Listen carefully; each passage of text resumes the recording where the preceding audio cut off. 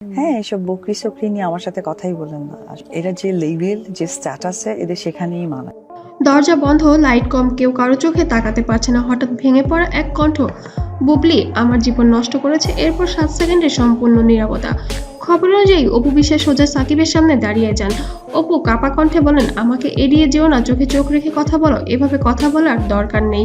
সাকিব খান অনেক বেশি সংযত ছিলেন, কিন্তু অপু বিশ্বাস অনেক বেশি রেগেছিলেন। অপু একের পর এক অভিযোগ তুলতে থাকেন এবং সম্মান গেছি, ব্যাংককে গেছি, সিঙ্গাপুরে গেছি, মালয়েশিয়াতে গেছি। আমার কি মনে হয় না যে আমি তার সাথে একটু ঘুরি, 1 ঘন্টা ঘুরি, এই প্রোডাকশনের লোক দেখে যাবে আমি ঘরে যাই, আমার বেবি, আমি 5 ভবিষ্যৎ ও সন্তানের কথা নিয়ে অপু বিশ্বাস বলেন, সব বদলালো কবে থেকে জানো? ও আসার পরে। ও বলতে এখানে বুঝিয়েছে বুবলিকে। বুবলি যখন থেকে সাকিব খানের জীবনে এসেছে তখন থেকে সাকিব খান এবং অপু বিশ্বাসের জীবনে নেমেছে ঝড়। এই সময় সাকিব হঠাৎ গলা শক্ত করে বলেন, সব দোষ একজনের ঘাড়ে চাপিও না। অপু থমকে যান, তারপরে যেন বিস্ফোরক গুঞ্জন শোনা যাচ্ছে। অপুর চেয়ার ঠেলে দেয়া পড়েন এবং সাকিব খান বলেন, অপু তুমি এখান থেকে সরে যাও, তাহলে বলো আমি কি করব, আমার জায়গাটা কোথায়? এভাবে অপু বিশ্বাস চিৎকার করে বাসার মধ্যে যেন একটা অপ্রীতিকর পরিস্থিতি তৈরি করে ফেলেন। আমার তো কেন, আপনি বিয়ে করে আপনি হানিমুনে যাননি? আপনারা বিয়ে করে আপনি বউ নিয়ে যাননি? দুটো সেলফি দেন না? আমার কি ইচ্ছা হয় না যে আমি সাকিবকে নিয়ে এতবার কক্সবাজার গেছি?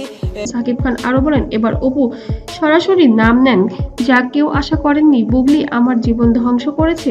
ক্যামেরার সামনে সাকিবের চোখ নিচে নামানো, তবে অপু বিশ্বাস যেন কোনোভাবেই স্থির হচ্ছিলেন না। এই নীরবতাই যেন সবচেয়ে ভয়ঙ্কর, কারণ কোনো না কোনো শোনা যাচ্ছে যে বুবলি আবারও প্রেগনেন্ট।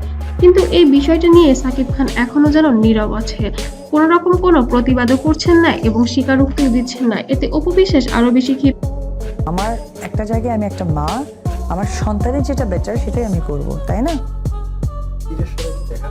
ক্ষিপ্ত হয়ে যাচ্ছেন ঢালিউড কিং সাকিব খানের ওপর। এক ঘাড়ে চিৎকার করে যেন সিদ্ধান্ত নিতেই বলছেন অপু বিশ্বাস। কিন্তু সাকিব খান বর্তমানে কি সিদ্ধান্ত দেবেন অপু বিশ্বাসকে এখন দেখার বিষয়।